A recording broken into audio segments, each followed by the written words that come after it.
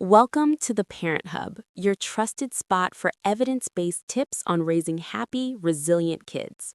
I'm your host, and as a parent myself who's navigated the ups and downs of raising two little ones, I've learned that parenting is full of surprises. Some of the biggest eye-openers come from those quiet moments when things seem too good, like when your child handles everything alone or stays super calm. In today's episode, we're exploring a hidden side of child development, behaviors that seem like wins but could point to underlying attachment challenges. If your child tends to withdraw during emotional moments, shows minimal response when you exit the room, or displays remarkable self-reliance for their age group, you might pat yourself on the back, thinking they're ahead of the curve, like I did with my older one early on. But sometimes what appears as early maturity is actually a way for them to protect themselves emotionally. Often, by the time caregivers realize there's an issue, the child has already adapted by hiding their needs to avoid feeling let down. Today, we'll break down 7 behaviors that can resemble strengths, but may signal that your child isn't fully comfortable seeking support. You're here because something feels a bit off. Perhaps they come across as perfectly adjusted, yet your instincts suggest otherwise. Or maybe friends and family comment on how chill and undemanding they are, making you question if it's overly so. A lot of standard parenting resources highlight the loud warning signs, like frequent meltdowns, excessive dependence, or acting out. But the subtler, insecure attachment styles, they can fly under the radar, blending in as composure or self-sufficiency. That's why we're highlighting 7 indicators supported by child psychology research. Even the most engaged parents might miss them. Before we jump in, let's cover the basics. A child's brain isn't equipped to manage feelings independently from the start. When overwhelmed, toddlers naturally seek out a caregiver to help steady them. The brain's prefrontal cortex, responsible for emotional regulation, doesn't mature fully until the mid-20s. This is why early co-regulation from adults is key. Research indicates that true self-calming develops only after countless instances of being soothed by trusted figures. If a young child suddenly stops turning to you for comfort, it might not be a sign of growth. It could be a shift into self-protection mode. These 7 signs highlight that adaptation. Let's get into them. Sign 1. Over-the-top independence that passes for advanced development. You might think, my kid tackles tasks solo, they're so capable. I remember feeling proud when my daughter at just 4 insisted on dressing herself every morning no matter how long it took. But in healthy attachments, children feel safe enough to request help when stuck. With insecure patterns, they may have picked up that needs aren't reliably met, leading them to handle everything alone for safety.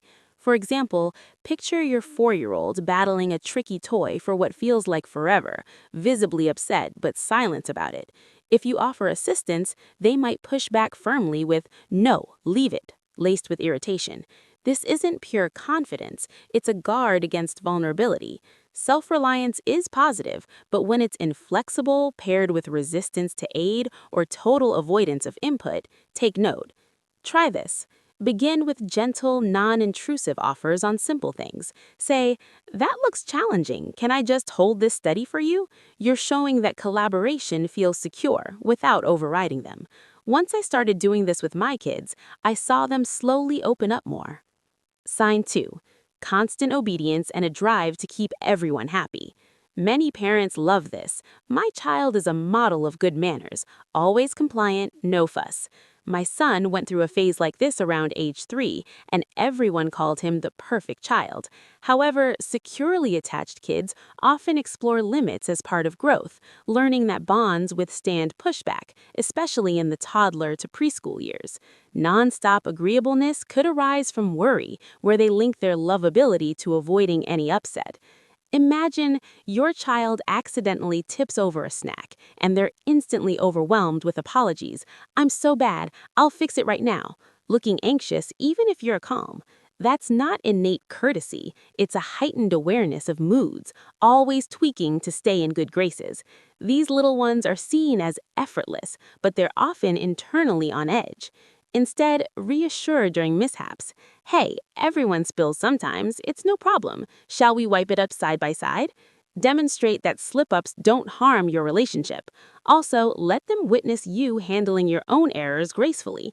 I started sharing my small daily mistakes with my kids, and it really helped them relax. Sign 3. Steering clear of reassurance or turning away from affection. It hurts to see them in distress, yet rejecting the comfort you offer. I felt this deeply when my younger one scraped her knee and pushed me away, saying she was fine even with tears rolling down.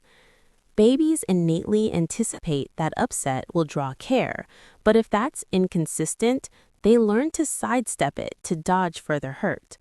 Here's a common scene. After a minor fall, they brush you off with, "I'm okay," through gritted teeth, stiffening if you go for a hug. You want to soothe, but they block it. Their system has wired closeness during weakness as unreliable. Opt for subtle presence. Stay close and comment, "That bump looks sore. I'm here whenever you're ready." Go at their speed, building assurance over time that you're a steady source. Patience paid off for us. It took time, but she started coming to me more. The first few signs involve clear defenses, but what if it's more passive? Sign 4. Muted emotions or a neutral demeanor. Educators might say, "What a steady temperament." Others note, "So adult-like." You could attribute it to personality, yet it might be emotional numbing, a reaction to feelings being overlooked repeatedly, causing a shutdown to prevent overload. Example, a favorite toy breaks, but they show no reaction, no fuss, no questions, just carry on. You assume they're tough. I thought the same when my son didn't react much to a family pet passing away. But maybe they've suppressed the disappointment because past emotions weren't supported. To help, gently identify feelings in context. Losing that toy might feel disappointing.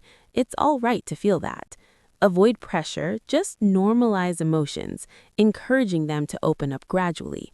Sharing my own feelings openly helped my kids start expressing theirs too. Sign 5. Inconsistent signals when seeking closeness. This can be puzzling. They reach out one minute, then retreat the next. It's often linked to disorganized attachment, where mixed caregiver responses create inner conflict. Desire for connection clashes with fear. I saw hints of this during bedtime routines with my daughter.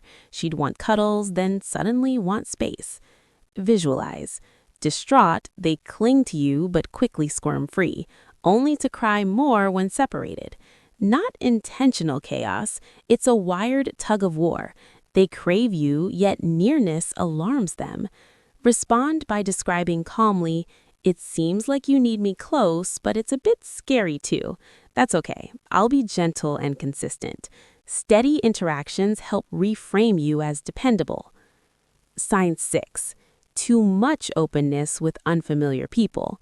Within the home, connections waver, but outside, they warm up instantly to anyone new. It might look like natural charisma, but secure children show cautious friendliness, glancing back to you for cues as their safe hub. My son was super chatty with strangers at parks, which worried me a bit at first. At a gathering, they might share stories or seek physical contact with a new adult right away without hesitation. You sense caution, but they don't. This isn't just outgoingness, it's compensating for uncertainty about core relationships. Strengthen basics. Affirm, "We're your special circle for those big feelings." Teach about safe zones progressively and focus on being their reliable anchor. Sign 7. Heighten distress when you attempt to calm them. Why the increase? You're aiming to co-regulate, but if your approach doesn't align with their intensity, it can amplify the turmoil, like clashing energies. I learned this the hard way during a few tantrums. My soft voice sometimes made things worse. Think. During an outburst, your soft, "It's fine, relax," triggers louder reactions or pushing away. Occasionally, this is safe release, but if it's consistent rejection, it's a concern. Their system views help as risky. Adjust by mirroring energy first. Strongly but kindly state, "I see how upset you are, this matters, and I'm right here." then ease down, leading them towards stability. This shift made a huge difference in our home. There you have it, the 7 signs. If this rings true, you could be relieved it's not your situation, or concerned it is, wondering about next steps. From my own journey, I know how guilt can creep in, but remember, these develop from repeated patterns, not single events. Positive update: experts note that consistency in about a third of interactions can foster security, as long as repairs follow misses. Children build relational blueprints from ongoing experiences. Overlook a moment? The key is circling back, like I do now, and it strengthens everything. Daily scenario: rushed, you half acknowledge their story with, spot their disappointment, follow up. I wasn't fully listening earlier. Tell me again. This mending promotes trust. Now, 3 proven strategies to boost bonds. Implement them and shifts can happen quickly. These have been game changers for my family. First, swift corrections. Notice an overlooked cue, address it soon, ideally right away, but later counts. Use, I missed hearing about that properly. Can we go over it now? It shows gaps are fixable. In action, multitasking, you nod absent-mindedly to their day recap. See the letdown? Stop and say, let's restart, I'm focused now. Their engagement surges. Second, kid-directed playtime with full involvement. Set aside short daily sessions where they lead entirely. Want you as a superhero? Dive in. Quiet activity? Participate fully. It conveys their preferences are valued above your ease. We do this every evening now, and the laughs we share are priceless. Third, echo their emotions. Observe a feeling, reflect it simply. You seem pretty mad about that. Hold space. No solutions or probes. They grasp that emotions are safe with you. Example: frustrated with a game? Instead of, don't worry, try, that part's not working out. Tough, right? They might express more or settle. Either way, you're supporting processing. Attachments are malleable at any stage. If these descriptions fit, release any blame. These adaptations are meant to stay hidden. Spotting them now is a win. It's the path to positive change. Your child isn't flawed, and neither is your connection. It's adaptable. Past hurdles like stress or lack of info don't define parenting. Actions ahead do. Trust me, as someone who's been there, small, consistent steps make all the difference. Wrapping up, 7 disguised signals of potential attachment needs. The great part? Every exchange is a chance to nurture security. Kids don't need perfection, just genuine presence. If these tie into social difficulties like hesitation with peers or separation anxiety, our follow-up video covers 5 targeted clues and solutions. Today's episode of the Parent Hub ends here. When things get chaotic, stay calm. That's how their self-control grows. And if today's technique was helpful, please like the video, comment with your experience, and make sure to subscribe. We share weekly tools and strategies that can truly transform your parenting journey. So like, comment, and subscribe. Your small support is our biggest motivation.